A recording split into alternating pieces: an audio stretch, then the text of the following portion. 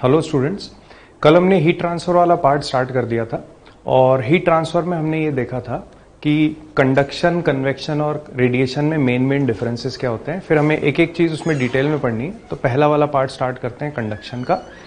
Conduction में हमने देख लिया कि वो किन किन फैक्टर पे डिपेंड करता है, क्या प्रोपोर्शनैलिटी होती है और फाइनल जो कंडक्शन का रेट ऑफ हीट फ्लो का फॉर्मूला आता है वो क्या होता है। तो हम देख चुके हैं कि जो रेट ऑफ हीट फ्लो होती है वो directly proportional to cross section area होती है, directly proportional to temperature difference होती है और inversely proportional to length of the medium होती है। यानी कि जो हम रॉड कंसिडर करते हैं inversely proportional to length of the rod. तो एक फाइनल फॉर्मूला जो हमारे पास बनकर आया था वो ये था कि dQ/dt यानी कि rate of heat flow is equal to KA T1 minus T2 divided by L। Minus sign के बारे में हमने देखा था कि हमें माइनस साइन की फिगर नहीं करनी है, यानी कि हम सिर्फ टेम्परेचर डिफरेंस का मैग्नीट्यूड उठा के उसमें रख देंगे, वो आंसर अपने आप सही फॉर्म में आ जाता है। अब आज कंडक्शन को आगे बढ़ाते हैं, कुछ क्वेश्चंस वगैरह इस पे देखते हैं और क्या क्या चीज हमें कंडक्शन में हैंडल करनी है, धीरे धीरे उस पर आएंगे। तो पहला क्वेश्चन स्टार्ट करते हैं। क्वेश्चन है find the rate of heat flow in the following given figure. एक फिगर दे रखा है, यानी कि ये source higher temperature 100 degree Celsius, sink lower temperature 0 degree Celsius. इसके बीच में हम लोगों ने एक मीडियम रॉड के फॉर्म में कंसिडर कर रखा है। हम जब तक अदरवाइज मेंशन ना करें मीडियम एक रॉड के फॉर्म में ही कंसिडर करेंगे। रॉड की लेंथ 2 मीटर, रॉड की थर्मल कंडक्टिविटी की वैल्यू भी दे रखी है और क्रॉस सेक्शन एरिया भी दे दिया। तो सिंपली हमें बताना है कि रेट ऑफ हीट फ्लो क्या होगा। तो डायरेक्ट फॉर्मूला बेस्ड ये क्वेश्चन है, dQ/dt is equal to KA delta T/L। तो K की वैल्यू जानते हैं, क्रॉस सेक्शन एरिया दे रखा है, टेम्परेचर डिफरेंस 100। अब चाहे हम टेम्परेचर डिफरेंस डिग्री सेल्सियस में लें, केल्विन में लें, आंसर पे कोई फर्क नहीं पड़ता, डिवाइडेड बाय लेंथ। तो सारा डेटा अगर हम उठा के फॉर्मूले में रख दें तो हमारा फाइनल आंसर कैलकुलेट होकर आ जाना है। तो ये सारी चीजें हो गई। रेट ऑफ हीट फ्लो ये हो गया KA डेल्टा T/L। K की वैल्यू दे रखी थी 200, cross section area 10⁻⁻², temperature difference बना 100 और लेंथ हो गई 2। इससे rate of heat flow calculate होकर आ गया 100 जूल्स पर सेकंड, यानी कि 100 वॉट्स। इसका मतलब ये हुआ हर एक सेकंड में हायर टेम्परेचर वाली बॉडी जिसको हम सोर्स बोलते हैं, उससे लोअर टेम्परेचर वाली बॉडी जिसको हम सिंक बोलते हैं, उससे हर सेकंड में 100 जूल हीट का ट्रांसफर हो रहा होगा। आगे बढ़ाते हैं। ये क्वेश्चन मुझे उम्मीद है हम लोगों को समझ आ गया होगा, डायरेक्ट फॉर्मूला बेस्ड क्वेश्चन था। अब देखिए एक नया कॉन्सेप्ट सीखते हैं थर्मल कंडक्शन के अंदर, जिसको बोलते हैं थर्मल रेजिस्टेंस। ये जो चीज हम पढ़ने वाले हैं इसको हम करंट इलेक्ट्रिसिटी में बचपन से लगाते आ रहे हैं, यानी कि स्कूल के टाइम से। जो चीज हम अभी अप्लाई करने वाले हैं उसको करंट इलेक्ट्रिसिटी में बोलते हैं ओम्स लॉ। तो कैसे चीजें ओम्स लॉ से रिलेट होती हैं, हमें उसका क्या बेनिफिट मिलेगा, उस पूरी चीज को हमें इस सेक्शन में समझना है। तो एक नया टर्म हम लोग इंट्रोड्यूस कर रहे हैं, थर्मल रेजिस्टेंस। अभी जो हम आगे पढ़ने वाले हैं ये एक एनालॉजी है जो हम थर्मल सर्किट में पढ़ते हैं और जो हम इलेक्ट्रिक सर्किट में पढ़ते हैं, तो उसी तरीके से इसको समझने की कोशिश करते हैं। Thermal resistance is the obstruction offered to the flow of heat through the conductor. अब थर्मल रेजिस्टेंस क्या होता है, थोड़ी देर के लिए उसको साइड में रखते हैं और पहले ओम्स लॉ का थोड़ा सा डिस्कशन कर लेते हैं, क्योंकि ओम्स लॉ हमने पहले पढ़ा भी हुआ है तो हमारी उसमें थोड़ी अच्छी खासी अंडरस्टैंडिंग होती है। ओम्स लॉ में, यानी कि किसी भी इलेक्ट्रिक सर्किट में, हम बोलते हैं कि करंट की जो टेंडेंसी होती है वो हमेशा हायर पोटेंशियल से लोअर पोटेंशियल की तरफ फ्लो करने की होती है। यानी कि अगर हम दो पॉइंट्स के बीच में पोटेंशियल डिफरेंस बना के रखें, ठीक है, इस चीज को समझते हैं। अगर हम दो पॉइंट्स के बीच में पोटेंशियल डिफरेंस बना के रखें तो करंट अपने आप हायर पोटेंशियल से लोअर पोटेंशियल की तरफ फ्लो होने लग जाता है, गिवन कि हम उन दोनों पॉइंट्स को एक कंडक्टर से, यानी कि एक वायर से कनेक्ट करें। जैसे ही हम वायर से कनेक्ट करेंगे अपने आप करंट हायर पोटेंशियल से लोअर पोटेंशियल की तरफ फ्लो करना चालू कर देता है।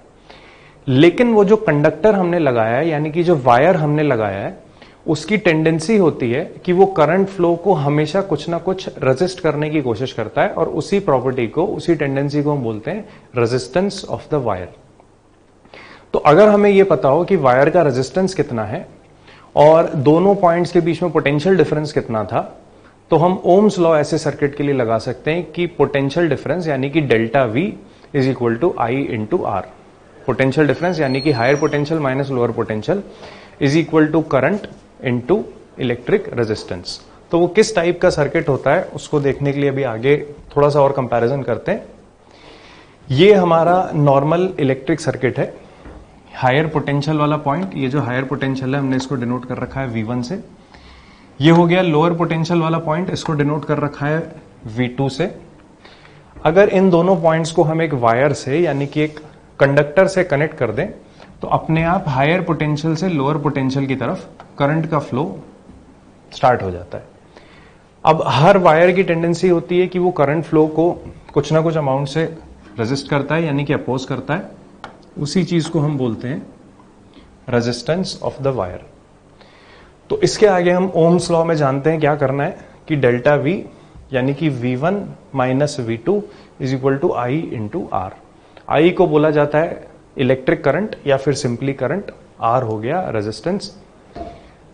अब देखिए इसी के जैसा सर्किट जो हम कंडक्शन में इंट्रोड्यूस करना चाह रहे हैं यानी कि कंडक्शन में पढ़ते हैं उसको देखते हैं।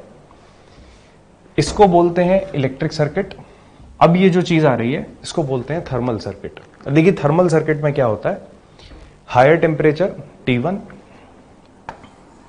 Lower temperature T2। हीट की हमेशा टेंडेंसी होती है कि वो हायर टेम्परेचर से लोअर टेम्परेचर की तरफ फ्लो करना चाहती है, लेकिन कंडक्शन में हीट का ट्रांसफर सिर्फ कब हो पाएगा जब हम हायर टेम्परेचर और लोअर टेम्परेचर के बीच में एक मीडियम यानी कि एक रॉड को कनेक्ट कर दें। तो देखिए यहां पर क्या था, हायर पोटेंशियल से लोअर पोटेंशियल पे करंट जाने की कोशिश करता है। यहां पर क्या है, हायर टेम्परेचर से लोअर टेम्परेचर पर थर्मल करंट यानी कि हीट का फ्लो होने की कोशिश करता है। जहां पे करंट को हम लोग बोलते हैं rate of flow of charge, इधर जो रेट ऑफ हीट फ्लो होता है उसको बोल देते हैं थर्मल करंट। तो देखिए यहां तक की चीजें दोनों में बिल्कुल सिमिलर है। यहां पोटेंशियल डिफरेंस होना जरूरी है, यहां टेम्परेचर डिफरेंस होना जरूरी है। मीडियम के लिए यहां पे एक वायर लगाना जरूरी है, यहां पे मीडियम के लिए एक रॉड लगानी जरूरी है। जैसे वायर करंट को अपोज करता है रेजिस्टेंस R से, वैसे ही ये रॉड भी रेट ऑफ हीट फ्लो के लिए कुछ ना कुछ ऑपोजिशन देती है।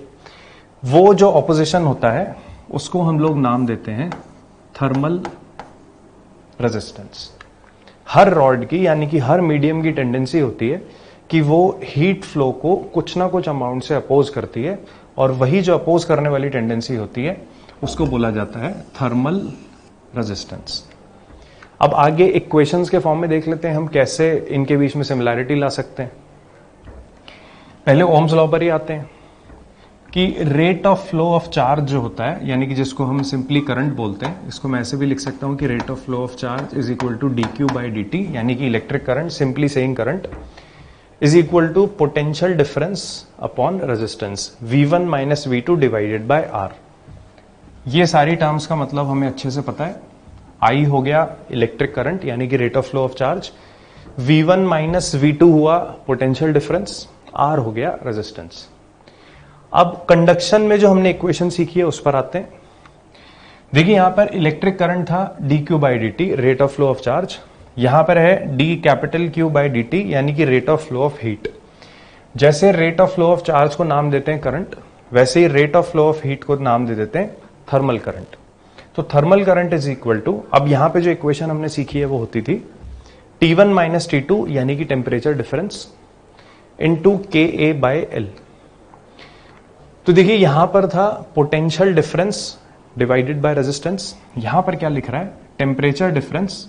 इस वाली चीज को मैं ऐसे भी लिख सकता हूं कि temperature difference divided by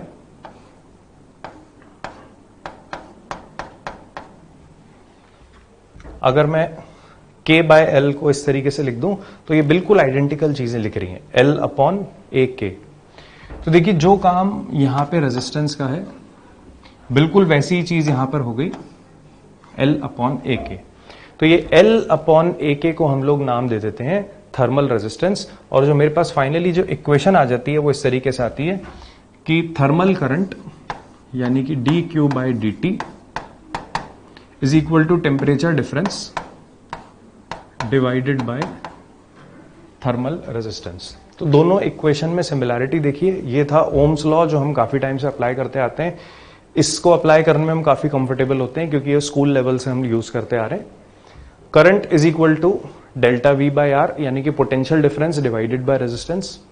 thermal current is equal to delta T by R, यानी कि temperature difference upon thermal resistance. याद सिर्फ हमें इतना रखना है कि थर्मल रेजिस्टेंस की वैल्यू कितनी होती है, तो थर्मल रेजिस्टेंस होता है एल अपॉन ए के।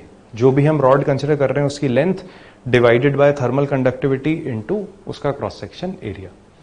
तो अगर हम इतना फॉर्म याद रख लें तो बोला जा सकता है कि अब कंडक्शन में हमें कुछ नया सीखना ही नहीं था, ये तो डायरेक्टली एप्लीकेशन हो जाती है ओम्स लॉ की। तो ये सिमिलैरिटी यानी कि एनालॉजी होती है थर्मल सर्किट और इलेक्ट्रिक सर्किट में। जैसे इलेक्ट्रिक सर्किट में ओम्स लॉ एप्लीकेबल है, बिल्कुल वैसे ही थर्मल सर्किट में ओम्स लॉ एप्लीकेबल है। याद सिर्फ रखनी है हमें थर्मल रेजिस्टेंस की वैल्यू, जो कि होती है एल अपॉन ए के। आगे बढ़ाते हैं इसी चीज को। तो देखिए एक बेसिक सा क्वेश्चन है। क्वेश्चन गिवन है कि find thermal resistance of a rod having area 10⁻³ metre square, K is equal to 200 watt per metre degree Celsius, length is equal to 2 metre. Simply हमें एक रॉड के डायमेंशंस और उसकी properties they रखी हैं, यानी कि लेंथ की वैल्यू गिवन है, के दे रखा है और उसका क्रॉस सेक्शन एरिया भी दे दिया, और इसके बेसिस पे पूछ रहा है कि उसका थर्मल रेजिस्टेंस बताइए। तो अभी जस्ट हमने एक फॉर्मूला सीखा है कि thermal resistance is equal to L upon A K. तो वही चीज यहां पे अप्लाई कर दें कि thermal resistance is equal to L upon A K. तो length upon thermal conductivity into cross section area. तो इससे थर्मल रेजिस्टेंस की वैल्यू आ जाएगी 10 यूनिट्स। इसका मतलब अब अगर मुझे सोर्स और सिंक का सिर्फ टेम्परेचर दे दिया जाए, यानी कि टेम्परेचर डिफरेंस पता हो, तो उस टेम्परेचर डिफरेंस को सीधे हम इस थर्मल रेजिस्टेंस से डिवाइड करके रेट ऑफ हीट फ्लो की वैल्यू बता सकते हैं। तो हमें वो कंडक्शन वाला फॉर्मूला डायरेक्टली अब याद रखने की जरूरत ही नहीं है।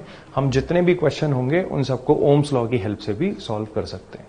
देखिए थर्मल सर्किट और इलेक्ट्रिक सर्किट के बीच का हमने जो सिमिलैरिटी वाला पार्ट देखा, उसमें हमें नेक्स्ट एक और स्टेप सिमिलर वाली चीजों में आगे बढ़ाते हैं, equivalent conductivity in series combination. अब देखिए इस पे आने से पहले थोड़ा सा सीरीज कॉम्बिनेशन में हमने जितना पढ़ा था करंट इलेक्ट्रिसिटी वाले पार्ट में, उसको रिकॉल करते हैं। ये हम पहले पढ़ चुके होते हैं। कोई भी दो रेजिस्टेंस सीरीज में तब बोले जाते हैं जब किसी एक रेजिस्टेंस से निकला हुआ करंट एज इट इज, यानी कि वो पूरा करंट किसी दूसरे रेजिस्टेंस में एंटर कर जाए। ठीक है, या फिर इसको आइडेंटिफाई करने का जो और आसान तरीका होता है कि अगर कोई भी दो resistance end to end connected है। हालांकि ये चीज फुल प्रूफ नहीं है। जो एग्जैक्ट डिफाइन करने का तरीका है सीरीज कॉम्बिनेशन का, वो ये कि किसी भी रेजिस्टेंस से निकलने वाला करंट अगर एज इट इज किसी दूसरे करंट में दूसरे रेजिस्टेंस में एंटर कर जाए, तो उन रेजिस्टेंस को कहते हैं रेजिस्टेंस इन सीरीज। देखिए ये बात भी हमने उसमें सीखी हुई है कि कोई भी दो रेजिस्टेंस अगर सीरीज में आ जाए जिनका इंडिविजुअल रेजिस्टेंस है R1 और R2, तो जो इक्विवेलेंट रेजिस्टेंस होता है वो हो जाता है R1 plus R2। R1 plus R2 equivalent resistance का मतलब ये होता है कि वो जो दो इंडिविजुअल रेजिस्टेंस थे R1 और R2, उनकी जगह अगर मैं एक सिंगल रेजिस्टेंस रिप्लेस कर दूं तो उस रेजिस्टेंस की वैल्यू कितनी हो कि वो बैटरी से एग्जैक्टली उतना ही करंट ड्रॉ करे जितना वो दोनों मिलके रेजिस्टेंस R1 और R2 कर रहे थे। ये होता है इक्विवेलेंट रेजिस्टेंस का मतलब। और फॉर्मूला हमें अच्छे से ध्यान है कि अगर दो रेजिस्टेंस सीरीज में आ जाए तो इक्विवेलेंट रेजिस्टेंस हो जाता है R1 प्लस R2। ऐसे ही दो से ज्यादा हो जाए, मान लेते हैं up to n number of resistance series में आ गए, तो R1 plus R2 plus R3 up to Rn, जितने भी रेजिस्टेंस हैं आप उनको एज इट इज ऐड कर दीजिए, तो सीरीज कॉम्बिनेशन का इक्विवेलेंट रेजिस्टेंस हमें मिल जाता है। देखिए वैसे ही कुछ हम चीज यहां पे करने वाले हैं। यहां पे हम जानते हैं कि रेजिस्टेंस की जगह रॉड लेके चलते हैं और रॉड का हम लोग लास्ट में थर्मल रेजिस्टेंस कैलकुलेट कर लेते हैं। देखिए सिनेरियो ये है, दो रॉड्स हमें दे रखी हैं, दोनों की लेंथ L1 और L2, क्रॉस सेक्शन एरिया मुझे इनके बराबर दिख लेते हैं, कंसिडर कर लेते हैं A के बराबर, और इनकी जो थर्मल कंडक्टिविटीज की वैल्यू है वो हो गई K1 और K2। टेम्परेचर भी इस तरीके से मान लेते हैं कि यहां पर मैंने हायर टेम्परेचर मेंटेन करके रखा हुआ है T1 और यहां पर लोअर टेम्परेचर मेंटेन करके रखा हुआ है T2। तो देखिए हीट का फ्लो हमेशा होगा हायर टेम्परेचर से लोअर टेम्परेचर की तरफ। तो इस केस में हीट फ्लो मुझे अच्छे से समझ आ रहा है कि हीट हायर टेम्परेचर से चालू होगी मूव करना और अल्टीमेटली लोअर टेम्परेचर तक जाएगी, यानी कि हीट का जो पाथ होगा वो ये पहली वाली रॉड के थ्रू होते हुए दूसरी वाली रॉड में होगा। अब देखिए इस केस में भी क्या हुआ, बोला जा सकता है कि जितनी भी हीट पहली वाली रॉड में एंटर करी थी एग्जैक्टली वही हीट दूसरी वाली रॉड में भी चली गई। देखिए करंट जो हमारा इलेक्ट्रिक सर्किट होता था वहां पे भी सीरीज हम इसी तरीके से डिफाइन करते थे। अगर करंट एक रेजिस्टेंस से दूसरे रेजिस्टेंस में एंटर कर जाए, यानी कि बिल्कुल वही करंट दूसरे रेजिस्टेंस में चला जाए, तो उन दोनों को बोला जाता है रेजिस्टेंस इन सीरीज। यहां पर देखिए ये जो दो रॉड्स हैं, यानी कि जो थर्मल सर्किट है, इसमें भी कुछ ऐसा ही हो रहा है। जितना भी थर्मल करंट यानी कि हीट, और आसान भाषा में बोला जाए तो जितनी भी हीट पहली वाली रॉड में थी वो एग्जैक्टली एंटर कर गई सेकेंड वाली रॉड में। तो थर्मल सर्किट के अंदर बोला जा सकता है कि ये जो दो रॉड्स हैं ये आ गई इन सीरीज कॉम्बिनेशन, यानी कि इनको अगर मैं रेजिस्टेंस के टर्म्स में बोलूं तो थर्मल रेजिस्टेंस इसका जो R1 होगा वो इसके थर्मल रेजिस्टेंस R2 के साथ अल्टीमेटली आ गया सीरीज में। आगे का ऑब्जेक्टिव हमारा बिल्कुल वैसे ही चलता है कि अगर इसका थर्मल रेजिस्टेंस R1 है और इसका R2 है तो इस पूरे कॉम्बिनेशन का इक्विवेलेंट रेजिस्टेंस कितना होगा, यानी कि अगर इन दोनों रॉड्स की जगह मैं एक सिंगल रॉड लगा दूं तो उसके थर्मल रेजिस्टेंस की वैल्यू कितनी हो कि एग्जैक्टली उतना ही रेट ऑफ हीट फ्लो मुझे मिले जितना इन दोनों के करस्पॉन्डिंग मिल रहा था। तो हमारा काम यह है कि हम R इक्विवेलेंट कैलकुलेट करना चाहते हैं। अब देखिए R इक्विवेलेंट कैसे कैलकुलेट हो, अगर सीरीज में आ गए तो R1 plus R2। Thermal resistance हम लोग कैसे कैलकुलेट करते हैं किसी भी एक रॉड का, L अपॉन AK। तो अगर वो L अपॉन AK वाली चीज यहां पे मैं लगाऊं तो देखिए पहले वाली रॉड का जो थर्मल रेजिस्टेंस होता है जिसको हम R1 से डिनोट कर रहे हैं वो हो जाता L1 upon AK1। Cross section area में दोनों का A मान के चल रहा हूं। सेम लॉजिक से जो दूसरी वाली रॉड है इसका अगर सिंपली हम थर्मल रेजिस्टेंस लिखें R2 तो वह वापस से हो जाता है L अपॉन AK, यानी कि L2 अपॉन AK2। मुझे चाहिए इनका इक्विवेलेंट रेजिस्टेंस यानी कि R1 प्लस R2। तो देखिए इनकी जगह जब सिंगल रॉड लगेगी तो उस सिंगल रॉड का जब हम रेजिस्टेंस निकालेंगे तो सिंगल रॉड के लिए हमें उसका एरिया चाहिए और उसकी टोटल लेंथ चाहिए। तो इन दोनों की जगह अब सिंगल रॉड में एक लगाऊंगा तो हमें समझ आ रहा होगा उस अकेली रॉड की जो लेंथ हो जाएगी L1 plus L2। Cross section area अगर दोनों का सेम है तो इसकी जगह जो एक सिंगल रॉड लगेगी उसका क्रॉस सेक्शन एरिया भी एग्जैक्टली A के बराबर आएगा। ध्यान रखेंगे क्रॉस सेक्शन एरिया आपके पास 2A नहीं होगा। लॉजिक हम समझ गए होंगे क्योंकि हमने इनको एंड टू एंड कनेक्ट करके रखा हुआ है, इसलिए क्रॉस सेक्शन एरिया में कोई चेंज नहीं है। तो इक्विवेलेंट रेजिस्टेंस कैलकुलेट कर लेते हैं। Will be equal to R1 plus R2। R1 की वैल्यू मैंने लिख दी थी L अपॉन AK1 यानी कि L1 अपॉन AK1 और R2 की वैल्यू हो गई L2 अपॉन AK2। अब देखिए ये तो आ गई इक्विवेलेंट रेजिस्टेंस की value L1 upon AK1 plus L2 upon AK2। Heading में ध्यान से देखिए हमारा एक्चुअल में ऑब्जेक्टिव इक्विवेलेंट रेजिस्टेंस कैलकुलेट करना नहीं है, इक्विवेलेंट कंडक्टिविटी कैलकुलेट करना है। हालांकि हम इक्विवेलेंट रेजिस्टेंस तक पहुंच गए, वहां तक पहुंचना जरूरी भी था, लेकिन जो हम ऑब्जेक्टिव लेके चल रहे हैं वो थोड़ा डिफरेंट था। हमें कैलकुलेट करना है कि इसकी जगह जो सिंगल रॉड लगी होगी उसके K की वैल्यू कितनी हो, यानी कि उसकी थर्मल कंडक्टिविटी कितनी हो कि exactly same rate of heat flow हमें मिल जाए। तो देखिए इसकी जगह जो सिंगल रॉड लगेगी उसके K इक्विवेलेंट की वैल्यू अगर कैलकुलेट करनी है तो R इक्विवेलेंट को हम किस तरीके से लिखेंगे। R कैलकुलेट करते हैं L अपॉन AK से। इसकी जगह जो सिंगल रॉड लगाई उसकी लेंथ हो गई L1 plus L2 divided by cross section area, हमें समझ आ गया वो A रहने वाला है। और इसके जो K इक्विवेलेंट की वैल्यू है उसको मैं लिख लेता हूं K इक्विवेलेंट। ये वाली जो चीज है ये अननोन है, यानी कि हमारा ऑब्जेक्टिव अल्टीमेटली ये कैलकुलेट करना है। तो देखिए बिल्कुल वही एक्सप्रेशन यहां पर आ गया कि जो इक्विवेलेंट रेजिस्टेंस है वो हो गया L1 plus L2 divided by AK equivalent should be equal to R1 plus R2। R1 और R2 हम लोग निकाल चुके हैं। इसके आगे की कैलकुलेशन हमारा ऑब्जेक्टिव अगर K इक्विवेलेंट कैलकुलेट करना था, यानी कि ये वाली टर्म कैलकुलेट करना है, तो देखिए cross section area through out cancel हो गया। क्रॉस सेक्शन एरिया कैंसिल हो गया, K इक्विवेलेंट को भेज देते हैं इधर ऊपर, और ये जो पूरा एक्सप्रेशन लिखा हुआ है L1 by K1 plus L2 by K2 इसको उठा के ले आते हैं डिनोमिनेटर में। तो अगर डिनोमिनेटर में ले आए तो K इक्विवेलेंट की जो वैल्यू निकल कर आई वो हो गई L1 प्लस L2, ये एज इट इज चल रहा है L1 plus L2 whole divided by L1 by K1 plus L2 by K2। तो ये एक एक्सप्रेशन बनकर आ जाता है। अगर कोई भी दो रॉड सीरीज में है तो उन रॉड्स का इक्विवेलेंट थर्मल कंडक्टिविटी की वैल्यू, इक्विवेलेंट थर्मल कंडक्टिविटी का मतलब भी हम समझ गए कि दो रॉड की जगह अगर सिंगल रॉड लगाएं तो उसके K की वैल्यू कितनी हो कि बिल्कुल उतना ही रेट ऑफ हीट फ्लो हो जितना इन दोनों के थ्रू हो रहा था। तो देखिए ये हमारी जो स्टैंडर्ड इक्वेशन है ये आ जाती है। इसका एक स्पेशल रिजल्ट भी होता है जो कई बार हमारे लिए यूजफुल हो सकता है। वो रिजल्ट ये कि अगर दोनों रॉड्स की लेंथ बिल्कुल बराबर हो जाती है। देखिए अभी तो दे रखी है L1 और L2, मान लेते हैं इनकी लेंथ एग्जैक्टली इक्वल है L के बराबर। तो L1 और L2 दोनों की जगह हम रख देते हैं L, तो ये हो जाएगा twice of L divided by L by K1 plus L by K2। L वाला एक्सप्रेशन कैंसिल होगा, 2 ऊपर निकल के चला जाएगा और K इक्विवेलेंट की वैल्यू आ जाएगी twice of K1 K2 divided by K1 plus K2। ये एक स्पेशल रिजल्ट है, सिर्फ उस केस में काम आएगा जब रॉड्स की लेंथ इक्वल हो। अगर इक्वल नहीं है तो ये जनरल एक्सप्रेशन है, K equivalent is equal to L1 plus L2 divided by L1 by K1 plus L2 by K2। देखिए ये वाला जो रिजल्ट है ये 2 रॉड्स के लिए हमने अप्लाई किया। मान लेते हैं यहाँ पे 3 रॉड्स होती हैं, 4 रॉड्स होती हैं या फिर n नंबर ऑफ रॉड्स होती हैं। पैटर्न हमें समझ आ गया, हम एग्जैक्टली वही काम करते। मान लेते हैं 3 रॉड्स है, जो तीसरी रॉड है उसकी लेंथ है L3, थर्मल कंडक्टिविटी की वैल्यू है K3। तो उस केस में हम इस एक्सप्रेशन को आगे कैसे बढ़ाते, न्यूमरेटर में कर देते plus L3 divided by denominator में और एक एक्सप्रेशन लिख देते L3 बाय K3।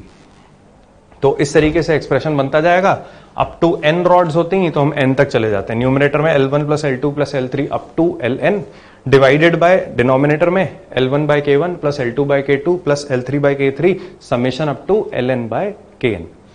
तो ये तो हो गया n नंबर ऑफ रॉड्स के लिए। जो 2 रॉड्स का जनरली हमारे लिए काम आता रहता है वो स्टैंडर्ड एक्सप्रेशन ये हो गया, और उसका जो स्टैंडर्ड रिजल्ट है कि अगर दोनों रॉड्स की लेंथ की वैल्यू एग्जैक्टली सेम हो जाए तो twice of K1 K2 divided by K1 plus K2। तो देखिए ये तो हो गई सीरीज कॉम्बिनेशन वाली चीज। इसके आगे का हम गेस कर पा रहे हैं, जो नेक्स्ट होगा वो डेफिनेटली पैरेलल कॉम्बिनेशन होगा। तो इसके आगे पैरेलल कॉम्बिनेशन वाली चीज को समझते हैं।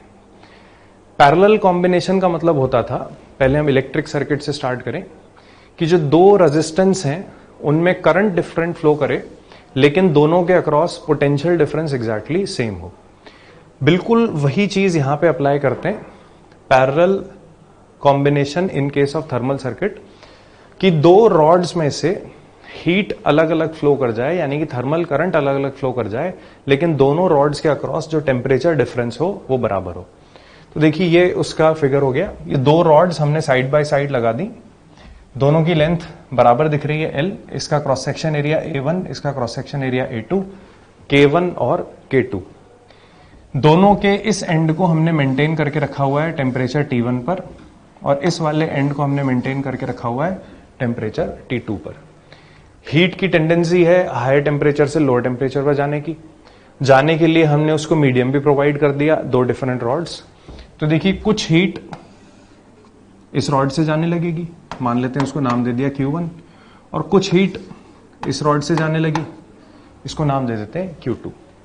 तो देखिए दोनों रॉड से डिफरेंट अमाउंट ऑफ हीट जा रही है, यानी कि डिफरेंट अमाउंट ऑफ करंट जा रहा है, लेकिन दोनों ही रॉड्स के across temperature difference exactly same है, T1 माइनस T2। तो इस अरेंजमेंट को बोला जाता है रेजिस्टेंस इन पैरेलल या फिर रॉड्स इन पैरेलल। हमारा काम फिर से वही है कि हम अगर इन दोनों रॉड्स की जगह एक सिंगल रॉड लगा दें तो उसके K इक्विवेलेंट की वैल्यू कितनी हो। तो इक्विवेलेंट रेजिस्टेंस वाले पार्ट से ही स्टार्ट करते हैं। हम जानते हैं कि जब 2 रॉड्स पैरेलल में आ जाती हैं तो इक्विवेलेंट रेजिस्टेंस का जो फॉर्मूला होता है वो होता था 1/R equivalent is equal to 1/R1 plus 1/R2। तो 1/R1 प्लस 1/R2 से स्टार्ट करते हैं। रेजिस्टेंस हम लोग निकालते थे L/A से, तो 1/R हो जाएगा KA/L। तो K1A1 divided by L plus K2A2 divided by L, ये हो गया 1/R1 प्लस 1/R2। अब हमें करना क्या है, इन 2 की जगह एक सिंगल रॉड लगानी है। अब इन 2 की जगह सिंगल रॉड लगेगी तो लेंथ इक्विवेलेंट कितनी हुई, वो तो L के बराबर ही होगी। इन दोनों की जगह एक सिंगल रॉड अगर लगी तो उसका एरिया कितना हुआ, एरिया हो गया A1 प्लस A2। एक सिंगल रॉड अगर लगा देंगे तो उसका इक्विवेलेंट एरिया हो जाएगा A1 प्लस A2। तो 1/R इक्विवेलेंट लिखना स्टार्ट करते हैं KA/L से। तो K equivalent area A1 plus A2 divided by equivalent length L। तो यहां से हमें दिखाई दे रहा है L थ्रू आउट कैंसिल हुआ, और ये वाली जो टर्म है A1 प्लस A2 इसको उठा के ले जाते हैं यहाँ पे डिनोमिनेटर में। तो K equivalent is equal to, ये वाला फॉर्मूला भी हम ध्यान रखेंगे, K1A1 plus K2A2 divided by A1 plus A2। 2 rods को अगर हम पैरेलल में लगा दें तो उसका ये K इक्विवेलेंट की वैल्यू आती है K1A1 plus K2A2 divided by A1 plus A2। 2 की जगह अगर 3 लगा दी जाए तो भी हमें समझ आ गया करना क्या है। बस यहाँ पे एक और टर्म ऐड हो जाएगी न्यूमरेटर में K3A3, और डिनोमिनेटर में ऐड हो जाएगा A1 plus A2 plus A3। तो तो इस तरीके से हम रॉड्स का ये सीरीज और पैरेलल वाला काम सिंपली हैंडल कर सकते हैं। बस वो स्टैंडर्ड फॉर्मूले जो है के इक्विवेलेंट के वो हमें याद रखने हैं। फॉर्मूले में एक बार आपको फिर से रिपीट करके बता देता हूं। अगर रॉड सीरीज में आ जाए तो के इक्विवेलेंट की value L1 plus L2 divided by L1 by K1 plus L2 by K2, ये वो फॉर्मूला लिख रहा है। L1 plus L2 divided by L1 by K1 plus L2 by K2। और अगर रॉड्स पैरेलल में आ जाए तो K1A1 plus K2A2 divided by A1 plus A2। तो ये वाली चीज होती है सीरीज और पैरेलल की। इसी पे बेस्ड एक क्वेश्चन देख लेते हैं। क्वेश्चन में बोल रखा है फाइंड इक्विवेलेंट कंडक्टिविटी, और दो रॉड्स हमने इस तरीके से अरेंज कर रखी हैं। ये अंडरस्टूड है कि यहाँ पे हायर टेम्परेचर है T1 और यहाँ पे लोअर टेम्परेचर है T2। तो हीट अगर इस तरीके से फ्लो करेगी तो ये दोनों रॉड्स अभी आ गई सीरीज में। अगर सीरीज में आ गई तो हमें इक्विवेलेंट K की वैल्यू का जो फॉर्मूला था वो याद है। थर्मल कंडक्टिविटी दे रखी है K 3K और लेंथ दोनों की बराबर दे रखी है 2L। ये अंडरस्टूड है कि दोनों का एरिया बराबर ही होगा, तो सिंपली फॉर्मूला लगा देते हैं। K इक्विवेलेंट का वैल्यू कैलकुलेट होकर आ जाएगी। तो L1 प्लस L2 दोनों की लेंथ बराबर, तो हो गया 4L divided by L1 by K1 यानी कि 2L bye K plus L2 by K2 यानी कि 2L बाय 3K। इसको हम आगे सिंपली सॉल्व कर लें तो K इक्विवेलेंट सॉल्व होकर आ जाता है 3K बाय 2। तो डायरेक्टली इसी तरीके के फॉर्मूला बेस्ड इस पे क्वेश्चन बनते हैं। नेक्स्ट क्वेश्चन अप्रोच करते हैं। Find equivalent thermal conductivity. देखिए अब की बार 3 रॉड्स लगा दी, तीनों की K की वैल्यू हमें गिवन है, लेंथ गिवन है। फिर से अंडरस्टूड है कि ये हायर टेम्परेचर, यहां ले लेते हैं लोअर टेम्परेचर। तो हीट इस तरीके से फ्लो करती जाएगी, तो तीनों रॉड्स आ गई सीरीज में। 3 हो या n नंबर ऑफ रॉड्स हो, फॉर्मूला हमने सीख ही रखा है, तो डायरेक्टली फॉर्मूले में डेटा उठा के रख देते हैं। अब की बार ये जो L इक्विवेलेंट है यानी कि L1 plus L2 plus L3, तो वो हो जाएगा 8L divided by L1 by K1, तो वो हो गया L by K, L2 by K2 4L by 2K, L3 by K3 3L by K। इसको सिंप्लीफाई अगर हम कर लें तो आंसर आ जाता है 4K बाय 3। आगे बढ़ते हैं, नेक्स्ट क्वेश्चन पर आते हैं। नेक्स्ट क्वेश्चन में पूछ रखा है find equivalent thermal conductivity. 2 rods इस तरीके से अटैच कर रखी हैं, हायर टेम्परेचर लोअर टेम्परेचर। तो हमें समझ में आ गया कि ये जो दोनों रॉड्स हैं ये पैरेलल में आ गई। अगर ये रॉड्स पैरेलल में है तो हम K इक्विवेलेंट के लिए सिंपली वो पैरेलल वाला फॉर्मूला लगाएंगे। फॉर्मूला क्या था कि K equivalent is equal to K1A1 plus K2A2 divided by A1 plus A2। Length area K की वैल्यू दोनों के लिए दे रखी है, लेंथ ऑब्वियसली दोनों की बराबर है। फॉर्मूला अप्लाई कर देते हैं, फॉर्मूले से आंसर आ जाएगा। तो K1A1 यानी कि 3K इंटू A, ये हो गया 3KA प्लस K2A2 K2A2, तो ये वाली चीज हो गई 4KA divided by A1 plus A2, तो A1 प्लस A2 हो गया 3A। इसको सॉल्व कर लें, K इक्विवेलेंट की वैल्यू बनती है 7K बाय 3। तो इसी तरीके से बिल्कुल डायरेक्ट क्वेश्चन बनते हैं सीरीज और पैरेलल के K इक्विवेलेंट कैलकुलेट करने के। तो इतने में हमें समझ आ गया होगा कि K इक्विवेलेंट निकालने के लिए हमें बस वो फॉर्मूले याद रखने हैं कि सीरीज के केस में फॉर्मूला क्या होता है, पैरेलल के केस में फॉर्मूला क्या होता है। आगे बढ़ते हैं। देखिए इस क्वेश्चन में भी आपसे इक्विवेलेंट थर्मल कंडक्टिविटी पूछ रखी है। अब क्वेश्चन में क्या है एक बार वो समझ लेते हैं। इस तरीके से हमने एक सॉलिड कॉन्सेंट्रिक सिलेंडर बना दिया। सिलेंडर का जो अंदर का मटेरियल है यानी कि इतना जो मटेरियल है, ये बना हुआ है एक मटेरियल जिसके थर्मल कंडक्टिविटी की वैल्यू है K2। इतने हिस्से का जो रेडियस है वो हो गया R2। ये जो बाहर वाला हिस्सा है ये बना हुआ है किसी दूसरे मटेरियल से जिसके थर्मल कंडक्टिविटी की वैल्यू है K1। और ये जो आउटर रेडियस है वो आउटर रेडियस हो गया R1। इस वाले फेस पर हमने हायर टेम्परेचर मेंटेन करके रखा हुआ है TH, और इस वाले फेस पर हमने लोअर टेम्परेचर मेंटेन करके रखा हुआ है TL। तो इसके बेसिस पे हमें बताना है कि इक्विवेलेंट थर्मल कंडक्टिविटी इस गिवन अरेंजमेंट के लिए कितनी होगी। तो इक्विवेलेंट थर्मल कंडक्टिविटी है वो कैसे कैलकुलेट होगी उसको समझते हैं। पहले तो हमें ये आइडेंटिफाई करना है कि ये किस टाइप का अरेंजमेंट हुआ, यानी कि सीरीज हुआ कि पैरेलल हुआ। तो जो कंस्ट्रक्शन था वो हम लोग समझ गए, अंदर वाला मटेरियल K2, रेडियस अंदर वाले सिलेंडर का R2, उसके ऊपर जो हमने कवरिंग बना रखी है उसका जो थर्मल कंडक्टिविटी है वो हो गया K1, और जो आउटर रेडियस हुआ वो हो गया R1। Higher temperature lower temperature, heat की टेंडेंसी है हायर टेम्परेचर से लोअर टेम्परेचर की तरफ फ्लो करने की।